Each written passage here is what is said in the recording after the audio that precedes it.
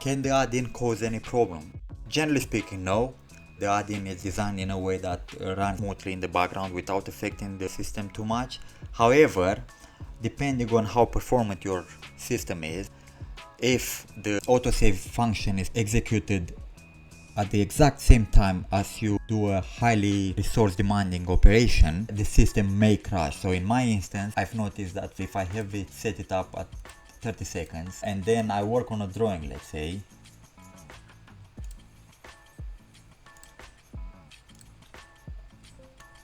and now I put a section view through.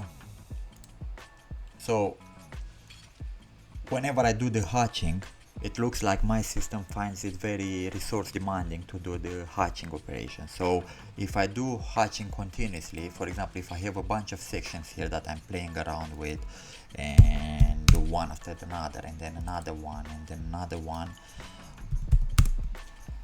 if the autosave function comes in at the exact same time as I may press OK on one of these hatching operations, the system will crash, like now. Yeah, system crashed. That's why I wouldn't suggest using 30 seconds unless you really have to. Let's say you do a high volume of modifications very quickly, so you want to keep up with the work.